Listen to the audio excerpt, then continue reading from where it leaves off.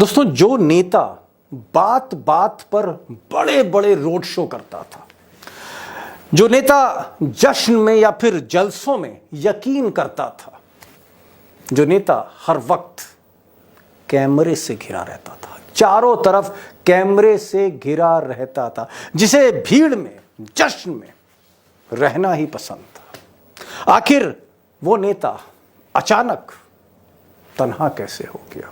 आखिर पिछले दिनों में ऐसा क्या हुआ कि मोदी जी अब महफिल में भी जैसे अकेले बैठे हों? ऐसा क्यों लगता है? आखिर क्या बात है कि मोदी जी आजकल ज्यादातर समय या तो अपने दफ्तर में, प्राइम मिनिस्टर ऑफिस में, या पार्लियामेंट हाउस के ऑफिस में, या फिर घर पर बिताते हैं, पब्लिक फंक्शंस में ज्यादा दिखते नहीं हैं, और अगर कहीं जाते भी हैं तो उनके चेहरे पर एक अजीब सी मायूसी दिखती है।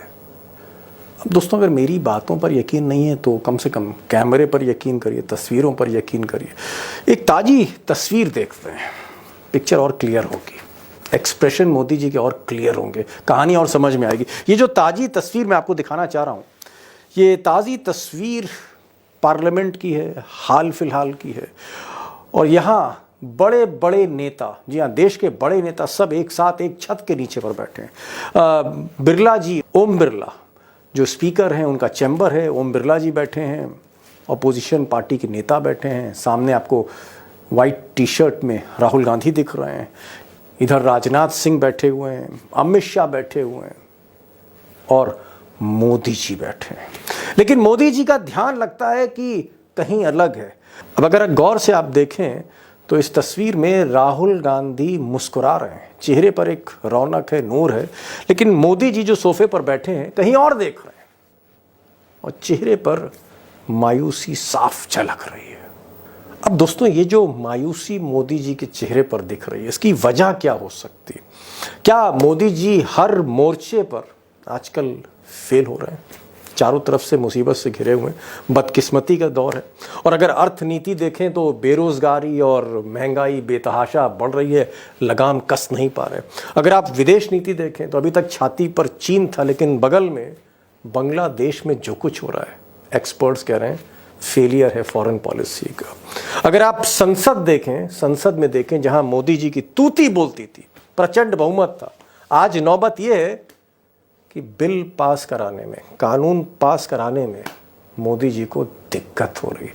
कभी चुटकियों में कानून पास होते थे, आज कानून पास कराने में दिक्कत आ रही है। और इन सब से बढ़कर अगर राजनीति को, विपक्ष को, राहुल गांधी की आक्रामकता को, अखिलेश के तेवर को किनारे भी कर दें तो एक और तकलीफ है, जो बड़ी तकलीफ है, पहाड़ जैसी है।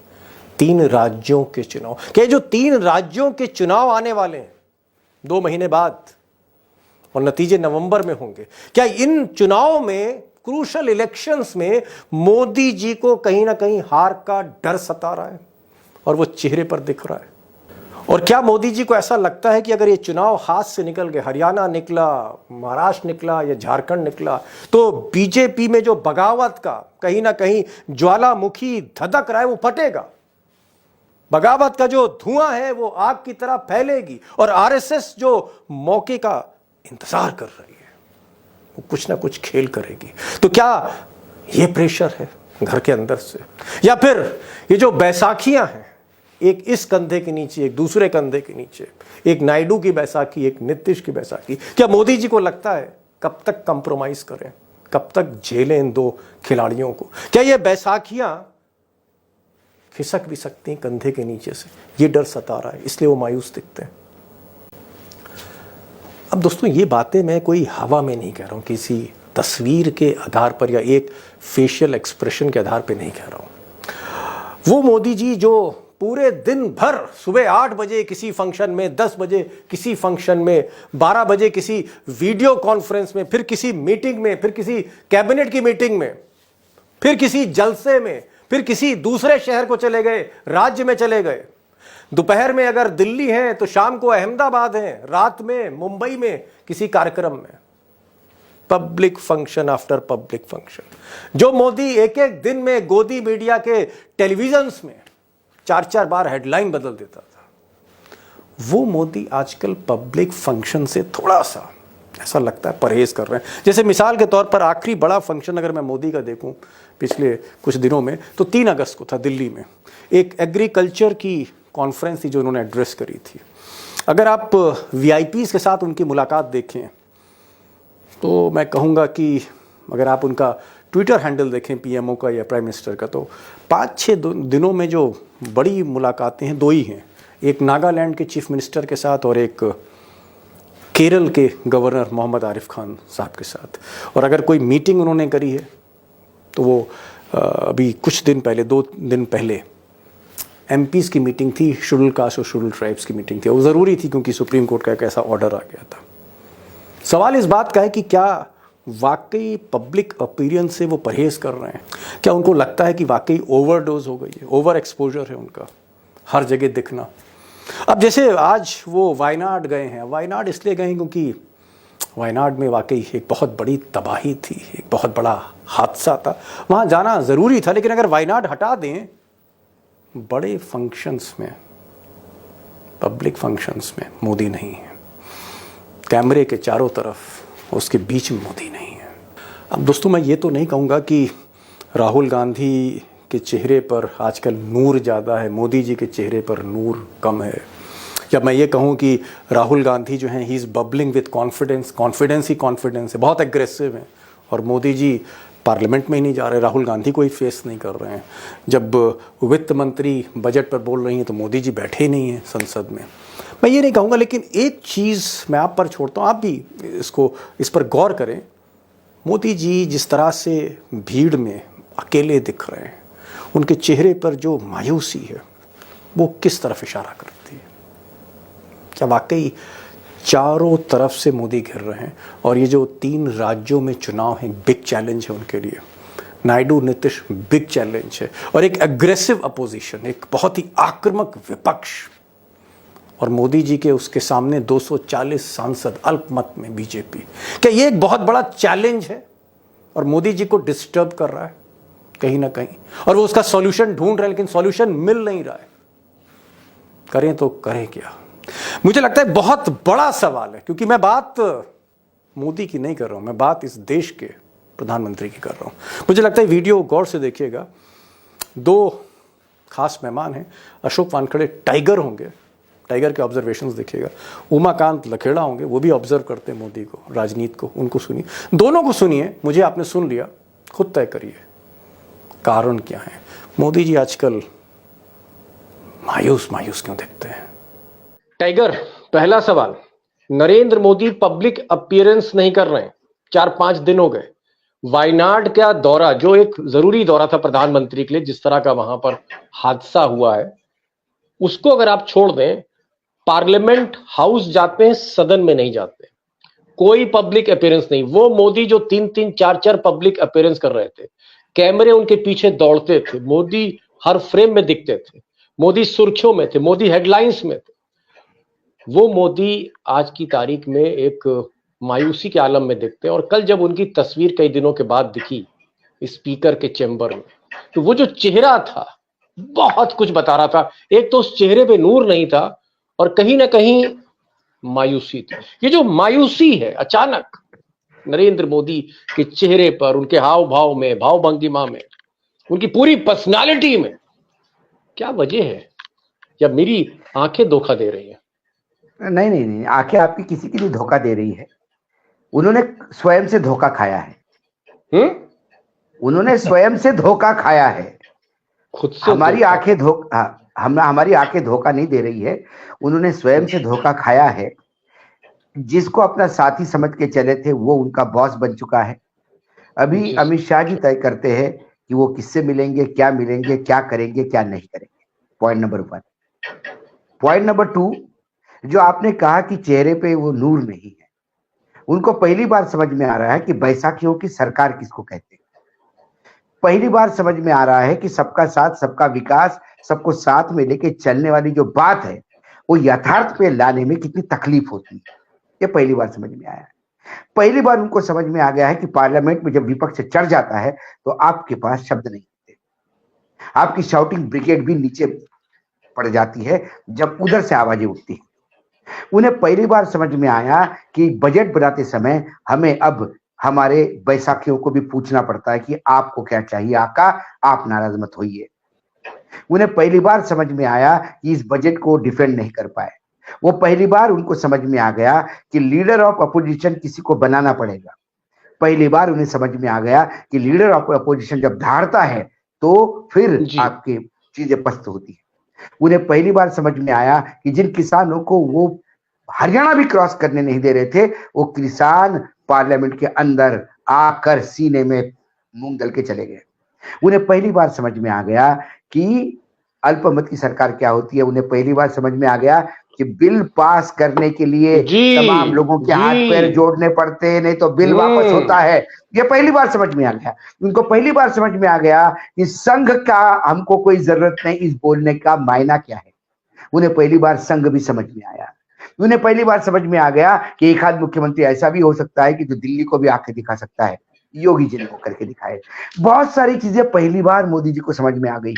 तो जब पहली बार इतनी बार सारी चीजें समझ में आ गई है, उम्र के इस पड़ाव में मैं तो भगवान से प्रार्थना करूंगा किसी पे ऐसा दिन नहीं आए, लेकिन उम्र के इस पड़ाव में जब आदमी हतोत्साहित होता है, सब दूर हारा हुआ महसूस करता है, तब उसको समझ में आता है कि मेरे खोखले शब्द अब मुझे ही दिलासा देने में असफल हो रहे हैं, इसलिए वो किसी को मिल नहीं रहे हैं। लोग कह रहे हैं कि ओवर एक्सपोजर ये शब्द मोदी जी के साथ हास्यास्पद लगता है। ओवर एक्सपोजर तो उनका यूएसपी रहा है, रोज लोगों के नजरों में रहना यूएसपी रहा है, रोज अखबारों में हेडलाइन में रहना यूएसपी रहा है, रोज चैनलों के डिस्कशन में रहना यूएसपी रहा है। वो मोदी जी अब ये समझ में आ रहे हैं, चैनलों में जाते हैं तो किरकिरी होती है, लोगों के बीच में जाता तो हास्यास्पद हो जाते हैं, हाउस के सदन में जाते हैं तो अल्पमत होने का डर 24 घंटे सर पे रहता है, और हम अल्पमत में है इस बोध से जो चेहरे पे जो एक आभा है वो समाप्त हो गई है। इसीलिए उनकी बॉडी लैंग्वेज चेहरे पर नूर नहीं है। पहले मुझे एक सांसद कह रहे थे कि मोदी जी जब लोकसभा में आते तो ऐसा लगता था कि तुम आ गए हो तो नूर आ गया है, इस तरह की बातें होती थी। लेकिन आज मोदी उसी सदन में नहीं जा रहे हैं। आपको क्या लगता है लखेड़ा साहब कि ये जो मोदी जिस मनोस्थिति से, मनोदशा से गुजर रहे हैं, उसमें बहुत से फैक्टर्स आ गए हैं अचानक, और क्या अचानक मोदी जी को ये एहसास होने लगा कि एक कंधे के नीचे नायडू की बैसाखी है, दूसरे कंधे के नीचे नीतीश की बैसाखी है, और जैसा टाइगर ने कहा था कि बैसाखी लेकर आदमी दौड़ नहीं सकता। तो क्या आपको लग रहा है कि मोदी जी को बहुत से एहसास होने लगे हैं अपनी कमजोरियों के? अब देखिए, कमजोरियों के नहीं, जो उन्होंने पैदा की हुई मुश्किलें, उनके सामने जो चैलेंजेस हैं, जो मुश्किलें आ रही हैं, जिससे वो पूरी तरह डिप्रेशन की हालत में है, वो सेल्फ क्रिएटेड हैं, वो उन्होंने खुद पैदा किए हैं। वो कोई अपोजिशन ने नहीं सामान जुड़ाया, और खुद पैदा किए हैं, और अपने जो पॉलिसीज हैं उन पॉलिसीज की वजह से पैदा किए हैं। प्राइस राइज से जो उनका सपोर्ट बेस था उसका मोह भंग हुआ है। इन्फ्लेशन पर कंट्रोल नहीं कर पा रहे हैं आप। उनके जो सपोर्टर वर्ग है, मध्यम वर्ग की डार्लिंग, मध्यम वर्ग के वो मसीहा थे, भारत के मध्यम वर्ग के। आज बजट में जो मध्यम वर्ग सबसे ज्यादा कोस रहा है, मध्यम वर्ग, आप कहीं बात कर लीजिए, उनके लिए बजट में कुछ नहीं है। अनएम्प्लॉयमेंट, बेतहासा अनएम्प्लॉयमेंट है। हिस्ट्री में भारत के स्वतंत्र भारत में इतना बड़ा अनएम्प्लॉयमेंट कभी नहीं था, इन्फ्लेशन कभी नहीं था। उसके सामने आप बेबस खड़े हैं और लाचार खड़े हैं। लखेड़ा साहब, मैं एक सीधा सवाल आपसे कर रहा हूं। शेख हसीना, जिन पर यह आरोप था कि उन्होंने छात्रों पर गोलियां चलाई और एक वहां बड़ा गोलीकांड नरसंहार हुआ, सबने माना, दुनिया ने माना, क्या शेख हसीना को जो जिनके खिलाफ बांग्लादेश में सेंटिमेंट्स थे, शेख हसीना को पनाह नहीं देनी चाहिए थी, भारत में शरण नहीं देनी चाहिए थी, कहीं और इंतजाम करना चाहिए था? ये एक फेलियर हो गया।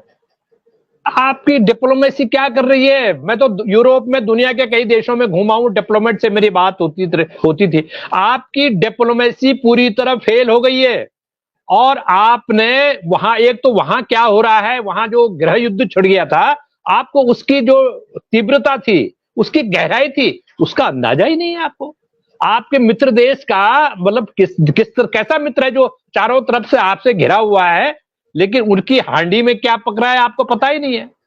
और वहां बांग्लादेश। किस तरह के, जी बांग्लादेश चारों तरफ से घिरा हुआ है ना, समुद्र भी हम ही कंट्रोल करते हैं उनका, चारों तरफ से हम सेफ्टी दे रहे हैं, और वो देश आपका दुश्मन खड़ा बन करके खड़ा हो गया। जो सेंटिमेंट्स हैं, जो नहीं तो मंदिरों फिर पे शेख हमले हसीना हो के रहे हैं, साथ क्या करना चाहिए था? इससे पहले मैं वानखेड़े साहब के पास जाऊं, शेख हसीना के साथ फिर किस तरह का भारत को स्टैंड लेना चाहिए था, ये जानना चाह रहा हूं लकीड़ा साहब। देखिए इनको डिप्लोमेटिकली एक तो वहां के हालात समझने में नाकाम रहे, बहुत देर में हालात समझ पाए ये, और जब समझ पाए तब बहुत देर हो चुकी थी, और आनंद फानन में उनको कह दिया बहन जी आप यहीं आ जाइए, अब बातें चल रही हैं, देख रहे हैं क्या हो रहा है। तो आपकी जो कूटनीतिक विफलता ये हुई कि शेख हसीना के लिए भारत के बजाय उनको किसी यूरोप में, फिनलैंड में, इंग्लैंड में कोई इंतजार, आपके जो मिशन है वो मिशन का क्या काम है? वो वहां सैलरी बांटने का या एग्जीबिशन लगाने का काम है उनका? आप इस तरह की जो चीजें होनी चाहिए थी कि आप एक उनको एक सेफ पैसेज देने में ना, आपकी कूटनीति फेल हो गई, एक सेफ पैसेज नहीं दे पाए आप। जी समझ गया। आपने दो बातें कही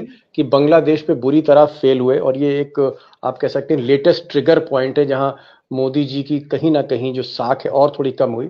आपका कहना है कि एक तो बांग्लादेश की स्थिति को समझ नहीं पाए डोवाल साहब और हमारे विदेश मंत्री, और दूसरा जब शेख हसीना वहां से अपना महल छोड़ के भाग रही थी तो बजाय भारत में उनको शेल्टर देने के उनको कहीं यूरोप में शेल्टर दिया जाता। तो आज जो जिस तरह की वहां पर हमले हो रहे हैं बांग्लादेश में, एंटी इंडियन वेव है, वो नहीं होती, वो थोड़ी सी चूक हुई। खैर बहरहाल बांग्लादेश हम अलग छोड़ते, मैं टाइगर के पास आऊं। टाइगर, जिस तरह से मोदी जी घिरते जा रहे हैं, फंसते जा रहे हैं, पब्लिक फंक्शंस में कम जाते हैं, अब बड़ी मजबूरी में वो वायनाड गए, केरल गए, क्योंकि वहां इतना बड़ा हादसा हो गया था, पार्लियामेंट कम आते हैं, इंटरेक्शंस कम करते हैं। मैं देख रहा था 5 दिन में वो सिर्फ एक मुख्यमंत्री से मिले नागालैंड के, एक गवर्नर से मिले जो केरल के गवर्नर हैं मोहम्मद आरिफ खान। मोदी ने जिस तरह से अपने को थोड़ा सा डिस्टेंस, उन्होंने थोड़ा सा दूरियां बना ली हैं कैमरे से और मोदी की, ये आपको लगता है कि ये एक ट्रांजिशन फेज से मोदी को लगने लगा है कि अभी सत्ता बहुत ज्यादा दिन तक नहीं रहेगी? यकीनन, बिल्कुल। लेकिन इसके पहले मैं एक सिर्फ 30 सेकंड लूंगा आपके, जो बांग्लादेश पे अभी लखेड़े जी ने बोला, बिल्कुल सही कहा। लेकिन ये जो मोदी सरकार है, ये बांग्लादेश को एडवाइस भी कैसे देगी? क्योंकि ये आंदोलन को तो आंदोलन मानते नहीं, विरोध को राष्ट्रद्रोह मानते हैं, विरोधियों को गद्दार मानते हैं, अपनी वेदनाओं को शब्द देने वाले लोगों को राष्ट्रद्रोही मानते हैं। इन्होंने किसान आंदोलन को आंदोलन जीवी अभी खलिस्तानी कह दिया था। तो ऐसा ही पैटर्न शेख हसीना ने कर दिया। उन्होंने भी विद्यार्थियों को रजाकार कहा, गद्दार कहा। आप उसको एडवाइस देते कि आप ये आंदोलन कंट्रोल करें। आज वहां के जो इंचार्ज है, जिन्होंने अभी पूरा सरकार संभाली है, उन्होंने पहला स्टेटमेंट किया कि भारत ने बहुत नाउम्मीद किया। आपने कहा कि आपके राज्य देश का आंतरिक मामला है। अरे आप हमारे बड़े भाई थे, पड़ोसी थे, हमारे अच्छे संबंध थे। हमारे यहाँ भी कुछ होता है तो आपको देखना होता है। क्या भारत में किसान आंदोलन होता तो अमेरिका नहीं बोलता जी, मानवाधिकार की दृष्टि से बोलता। आपको मालूम होना चाहिए था यदि शेख हसीना चली गई वहां पे तो दूसरी ताकतें हावी हो जाएगी।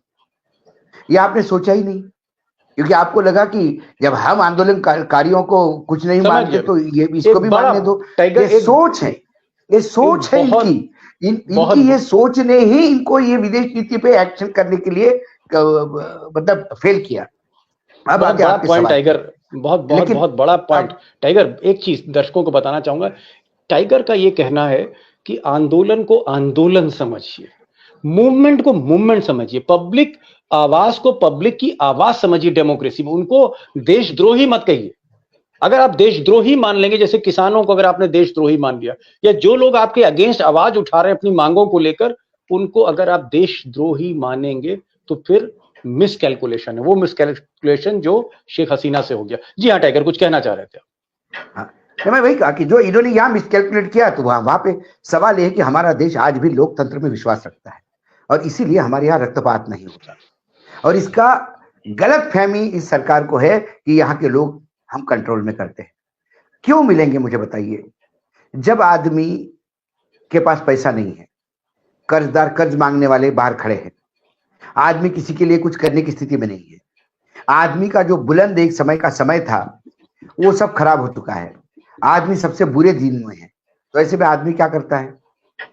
जो लोग कुंडली में विश्वास रखते हैं उसको क्या कहता है पंडित, 7:30 चल रही है, बस मंदिर जाओ और घर रहो, ज्यादा कुछ काम मत करो, करोगे तो फंसोगे।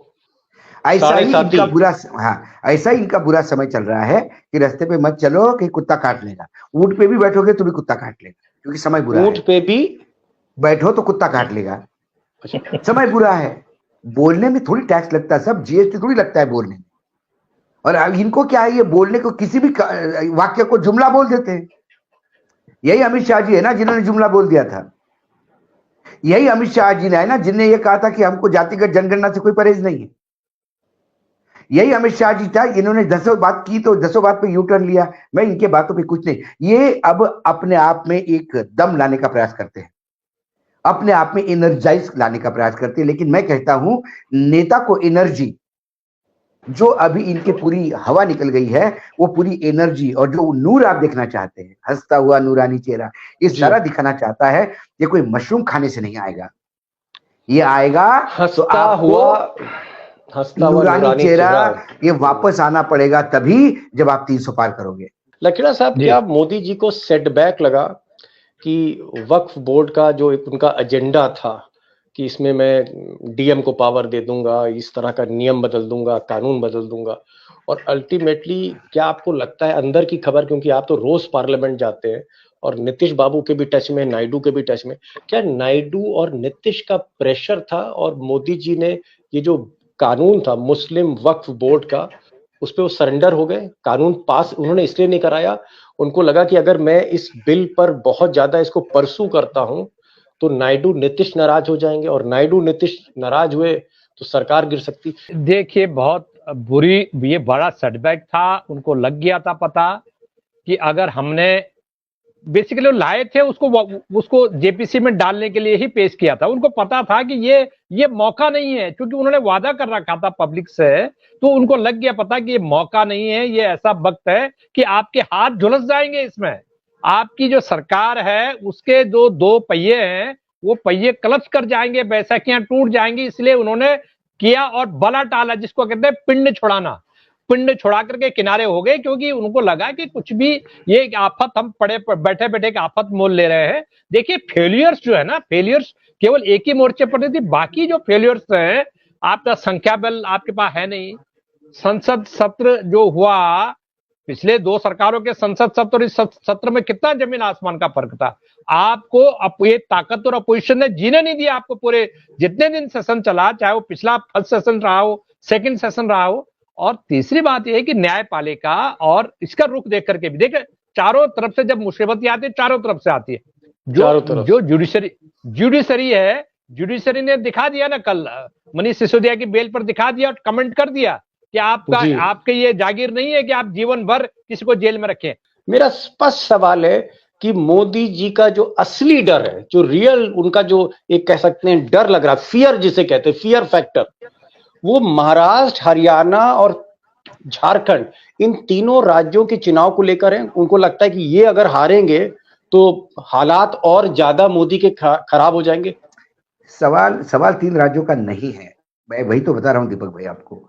वो जानते हैं 3 राज्य हम हार रहे हैं, सवाल वो भी नहीं है। सवाल ये है कि आपने याद होगा पिछली बार क्लीन स्वीप करने के बाद छत्तीसगढ़, मध्य प्रदेश और राजस्थान, तीनों राज्य कांग्रेस को चले गए थे लोकसभा चुनाव के बाद।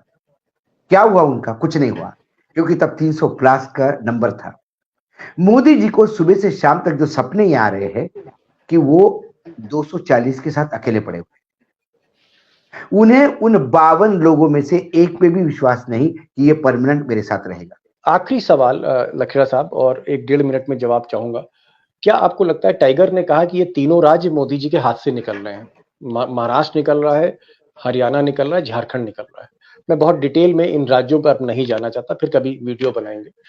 अगर ये तीनों राज्य जैसा टाइगर कह रहे हैं मोदी के हाथ से निकल गए, तो आपको लगता है मोहन भागवत और बीजेपी के जो बागी लोग हैं, जो अंदर ही अंदर मतलब मोदी जी से गुस्सा पूरा भरे बैठे हैं, क्या ये लोग बवाल मचाएंगे? उसके बाद नवंबर में बवाल मचेगा अगर ये तीनों राज्य मोदी जी गवा देते हैं। देखिए, मैं बहुत स्पष्ट ढंग से कहना चाहूंगा कि ये नवंबर में जो तूफान आएगा और जो ज्वालामुखी अंदर ही अंदर बीजेपी पार्लियामेंट्री पार्टी की बैठक आपने नहीं बुलाई। हम अभी तो तक ये नहीं। कह रहे हैं कि 240, आप 240 की बात है, हम सब कह रहे हैं कि 240 हैं, 240 से ऊपर होते तो पता नहीं क्रांति आ जाती। मैं तो ये कहता हूं कि 240 भी इनके साथ नहीं है। अगर 240 इनके साथ होते तो ये 7 तारीख को जो पहली बैठक हुई थी, बीजेपी पार्लियामेंट्री पार्टी की जो बैठक ड्यू थी, और आरएसएस जिसको पीछे से मॉनिटर कर रहा था, और आरएसएस ने लोगों को तैयार भी कर दिया था, 3-4 लोगों को, कि आप मुद्दा उठाइए कि अब मोदी जी ज्वाइंट लीडरशिप चलेगी, संयुक्त लीडरशिप चलेगी, आप उप प्रधानमंत्री बनाएंगे 2 लोगों को। ये जब जैसे ये सारी खबरें ऊपर पहुंच गई, मोदी जी का तंत्र तो बहुत तेज है। मोदी जी ने कहा नहीं नहीं नहीं, उसकी जरूरत नहीं है। जैसे आपके घर में मोहल्ले में झगड़ा हो जाए तो आप जो है पूरे शहर के घर लोगों को डंडा लेके घर में बुला लेते हैं, तो लोग मोहल्ले वाले डर जाते हैं। पूरा एनडीए बुला लिया, उन्होंने कहा जब पूरा एनडीए शहर आपके साथ आ गया तो वो भी बेचारे दुम जो घुमा करके आपके साथ खड़े हो गए, तो कोई रास्ता नहीं है। और आरएसएस इससे संतुष्ट नहीं है। आप कह रहे हैं कि एक ज्वालामुखी धधक रहा है, फट सकता है अगर ये तीनों राज्य निकल गए बीजेपी के अंदर। यस, खुल करके डिमांड होगी कि भाई साहब आपकी निजी हार है, ये आपकी व्यक्तिगत हार है, ये चुनाव भी आपके चेहरे पर। ये नहीं कह सकते कि मेरे चेहरे पर ये चुनाव नहीं लड़े गए, इन्हीं के चेहरे पर वो चुनाव लड़े जा रहे हैं। झारखंड में इनके चेहरे पर चुनाव। अब आप नहीं कह सकते लोकल लीडरशिप के चुनाव लड़ेंगे। Problem, big problem. Last comment लेना चाह रहा हूं टाइगर।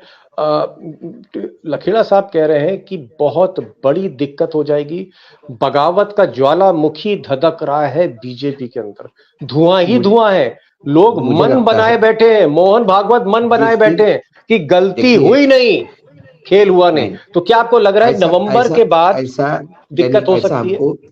ऐसा हमको 240 पे भी लग रहा था, नहीं हुआ। एक ट्रिक खेल गए। इन 2 गुजरातियों के पास ट्रिकों की कमी नहीं है, इसलिए मैं इनको अंडर एस्टिमेट भी नहीं करता। मुझे लगता है कि अभी तक बीजेपी के अध्यक्ष का चयन जो खटाई में पड़ा हुआ है, पीछे पड़ा हुआ है, वो इन 3 राज्यों के चुनाव के नतीजों के बाद अध्यक्ष जो आएगा वो तय करेगा। फिर वो तय करेगा संगठन कैसा चलेगा और सत्ता कैसी चलेगी। यदि बहुत ही बुरे हाल हुए और संघ की चली तो संजय जोशी भी अध्यक्ष बन सकते हैं। और फिर मोदी जी की जगह कुछ घोड़ा बदल सकता है रथ का? नहीं तो संजय जोशी अध्यक्ष बनने के बाद मोदी जी स्वयं ही चले जाएंगे।